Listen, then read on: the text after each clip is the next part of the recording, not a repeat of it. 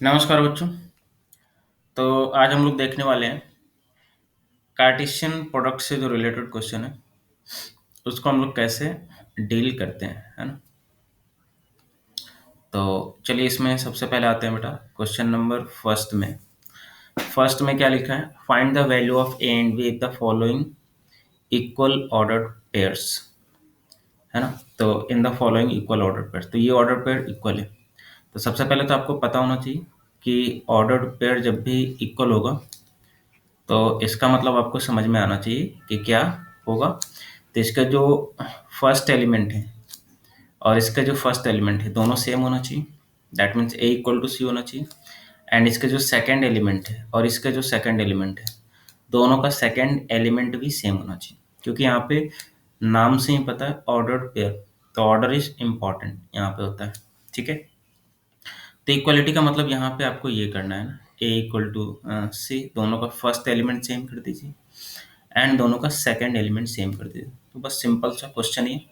तो यहाँ पे आप देखो बेटा दोनों का फर्स्ट एलिमेंट सेम करोगे तो ए की वैल्यू 2 आ जाएगी एंड बी की वैल्यू क्या आ जाएगी, 3 आ जाएगी। तो ये तो हो गया पहला कंसेप्ट। दूसरा में बेटा फिर से करोगे, ये 2a माइनस थ्री जो है वो किसके इक्वल होना चाहिए, 3a प्लस वन की, है ना। मतलब 2a माइनस थ्री जो है आप किसके इक्वल कर दोगे, 3a प्लस वन के, ठीक है। तब तो ये सिंपल सा इक्वेशन है सर, है ना।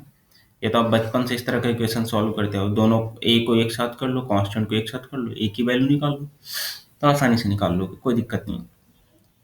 फिर क्या करोगे बेटा, जो दोनों का सेकंड एलिमेंट है वो भी आप इक्वल करोगे, है ना। तो यहाँ से भी देखो एक लीनियर इक्वेशन बनेगा, B plus two equal to क्या करोगे आप, 2b+5, तो बी की वैल्यू आप निकाल लेना, है ना। तो मैं यहाँ पे बस हिंट दे रहा हूँ आपको, है ना, कि किस तरह से आपको करना है।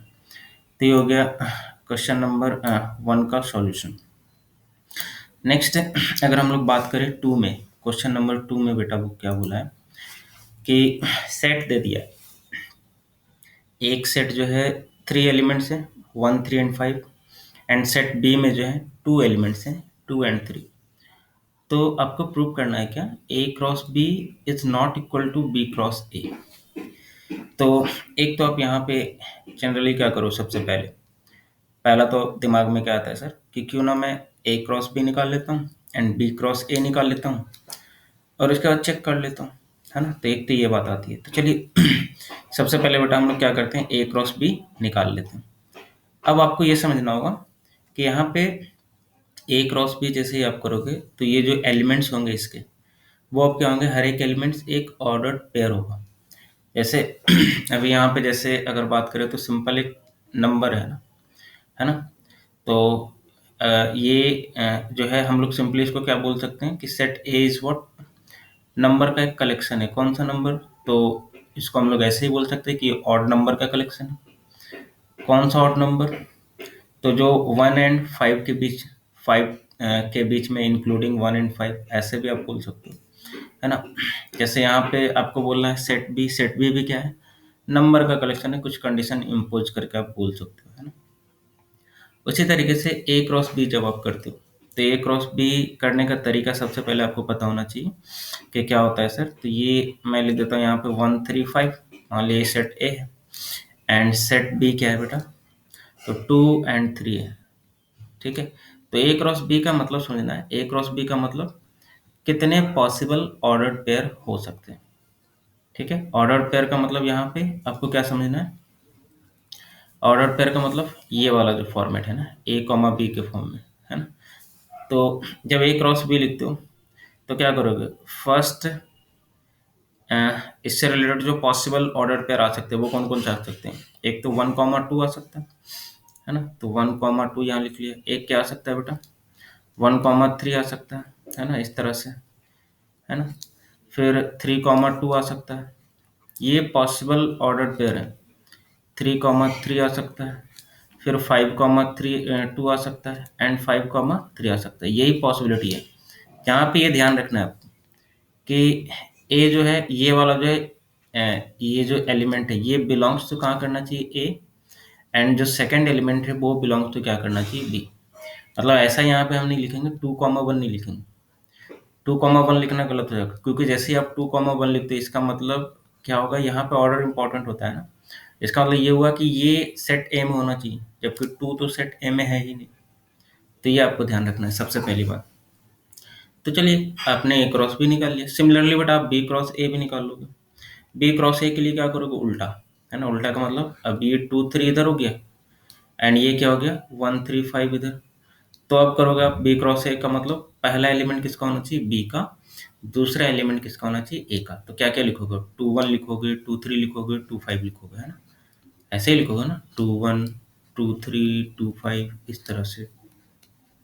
फिर क्या लिखोगे बेटा, 3 1 3 3 3 5। तो 3 1, ठीक है, 3 3, और क्या लिखोगे 3 5, ठीक है।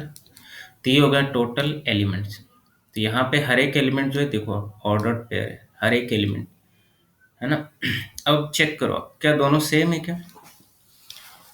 तो अब आप देखो यहाँ पे जैसे 1 2 है, तो यहाँ भी 1 2 होना चाहिए, तभी हम दोनों को इक्वल बोल सकते हैं, अदरवाइज नहीं। दो सेट इक्वल कब होते हैं, जब दोनों में क्या हो, जो एलिमेंट्स है, एक तो नंबर ऑफ एलिमेंट सेम होना चाहिए, दूसरा हर एक एलिमेंट जो है वो भी सेम होना चाहिए, है ना। मतलब इसमें जो एलिमेंट है, ठीक है, इसमें जो एलिमेंट है वो इसमें भी होना चाहिए। तो ऐसा होना चाहिए। तो चलिए इसमें देखते हैं, पहले तो देखते हैं नंबर ऑफ एलिमेंट तो सेम है ना, क्योंकि इसमें भी 1 2 3 4 5 6, 1 2 3 4 5 6। अब हर एक एलिमेंट इसमें होना चाहिए, हर एक एलिमेंट बोल दिया तो उससे भी पता चल गया क्या कि नंबर ऑफ एलिमेंट तो सेम ही होगा।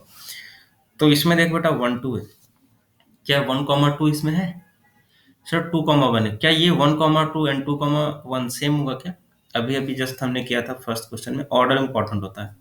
ऑर्डर का मतलब क्या, इसका फर्स्ट एलिमेंट जो 1 है और इसका जो फर्स्ट एलिमेंट 2 है, क्या दोनों इक्वल हो सकते हैं, आंसर इज नो।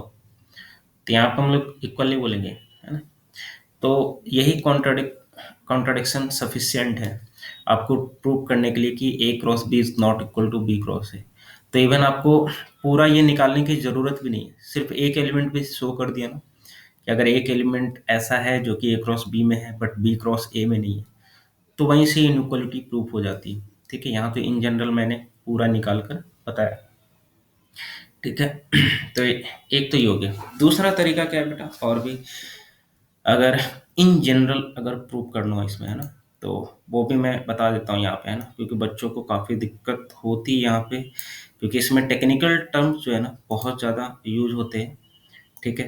तो चलिए वहाँ पे हम लोग देखते हैं कि इस तरह के सवाल को कैसे लिखते हैं इन जनरल अगर देखा जाए, क्योंकि इन जनरल तो हम लोग देखते हैं A cross B and B cross A equal नहीं होता, तो कैसे प्रूव किया जाएगा। तो यहाँ पे हम लोग देखते हैं क्या कि A cross B is not equal to prove करना है क्या बी क्रॉस ए, है ना।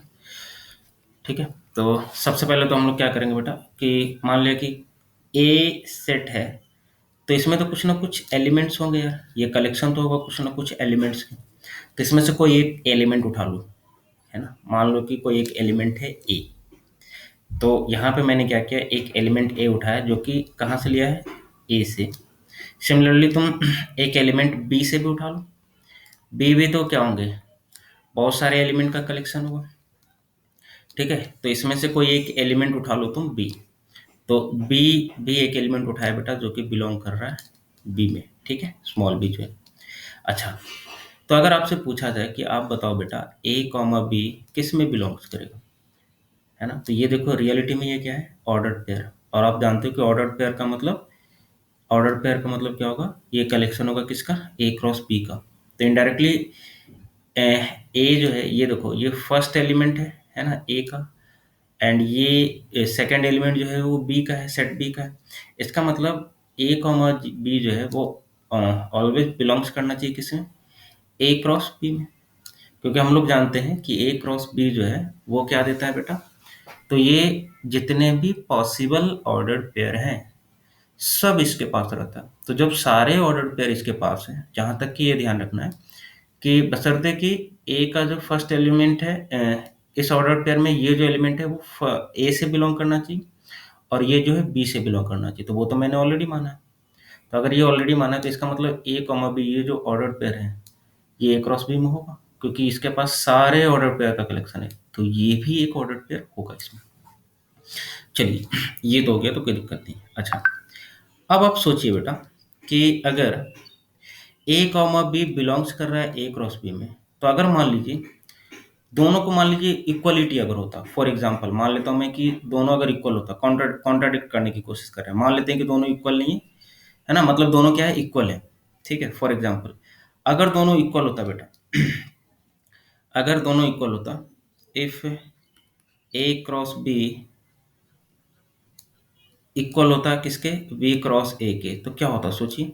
तो ये जो ए कॉमा बी जो एलिमेंट है, वो अभी अभी आपने दिखाया कि इसका एलिमेंट है, तो ये इसका भी एलिमेंट होना चाहिए, मतलब ए कॉमा बी बिलोंग्स करना चाहिए था किसमें, बी क्रॉस ए में भी करना चाहिए था कि नहीं। तो आंसर इज यस सर, है ना, क्योंकि ये दोनों इक्वल है, मान लीजिए तो इक्वल है, तो ये करना चाहिए था ऐसा, तो हम उल्टा लेके चल रहे हैं ना, नॉट इक्वल प्रूव करना है, तो हम पहले इक्वलिटी से देख रहे हैं कि मान लीजिए कि ये इक्वल है। तो अब इसका मतलब क्या हुआ कि ए जो है, अब देखिए यहाँ पे ए जो है फर्स्ट एलिमेंट है, तो इसका मतलब ए बिलोंग्स करना चाहिए किसमें, बी में, एंड बी बिलोंग्स करना चाहिए किसमें यार, ए में। तो हमने क्या लिया था कि ए, हमने स्टार्ट किया था कहाँ से कि ए बिलोंग्स कर रहा है किसमें, सेट ए में, और निकल कर के आया, इक्वलिटी का मतलब निकल कर के आया कि ए बिलोंग्स करने लगा बी में। इसका मतलब क्या हुआ कि इक्वलिटी तभी हो सकता है जब ए के जितने भी एलिमेंट हैं वो सारे के सारे किसके एलिमेंट हो, बी के भी एलिमेंट हो। इसका मतलब हम लोग ऐसे बोल सकते हैं कि ए जो है, सेट ए जो है, वो किसका हो बेटा, सबसेट होना चाहिए किसका, बी का। सिंपल। उसी तरह सिमिलरली यहाँ पे देखो, हमने लिया था क्या कि बी जो है एलिमेंट है किसका, बी का, सेट बी का। तो इक्वल होने के लिए क्या होना चाहिए यार, कि बी जो है वो एलिमेंट होना चाहिए ए का भी। इसका मतलब इनडायरेक्टली हम बोल सकते हैं कि अगर बी के सारे एलिमेंट ए के भी एलिमेंट होना चाहिए, इसका मतलब हम लोग बोल सकते हैं क्या कि सेट बी जो होना चाहिए वो सबसेट होना चाहिए क्या, ए का। तो ऐसा कब पॉसिबल है कि set A and set A subset होगा बी का एंड बी होगा सबसेट ए का, ऐसा तभी पॉसिबल है जब दोनों क्या हो जाए, इक्वल हो जाए। तो जब दोनों क्या हो जाए, ए इक्वल टू बी हो जाए। तो अगर दोनों एक दूसरे के सबसेट है या दोनों इक्वल है ना, set A and set B equal है, तभी ये पॉसिबल हो सकता है, अदरवाइज नहीं हो सकता। ठीक है, तो सबसे पहले तो आपको ये चेक करना है कि क्या set A and set B equal है। Set A and set B equality का मतलब आपको समझना है, set A and set B equal का मतलब कि दोनों के एलिमेंट जो है वो क्या होने चाहिए, सेम होना चाहिए। इसका मतलब अगर सेट ए में ए कॉमा बी कॉमा सी है, तो सेट बी में भी ए कॉमा बी कॉमा सी होना चाहिए। ऑर्डर कुछ भी हो, ऑर्डर तो यहाँ पे इम्पोर्टेंट नहीं होता है ना, जैसा कि आप लोग जानते हैं बाय डेफिनेशन ही ऑर्डर कैसे भी हो उससे कोई फर्क नहीं पड़ता, आप निकालोगे तो सारा वैल्यू क्या आएगा, वही आएगा, है ना। तो ये तभी पॉसिबल है बेटा, है ना, A cross B equal to B cross A तभी पॉसिबल है जब बी इक्वल टू क्या हो जाए, ए हो जाए, अदरवाइज ये पॉसिबल ही नहीं है। तो यहाँ पे आप देख लो, एक तो ऐसे ही प्रूव कर सकते हो कि since A is not equal to B, ठीक है, तो A is not equal to B, तो देन ये दोनों इक्वल होंगे ही नहीं। तो क्लियर। तो ये था क्वेश्चन नंबर 2 का सॉल्यूशन। तो नेक्स्ट मिलेंगे हम लोग बेटा क्वेश्चन नंबर 3 से, ठीक है।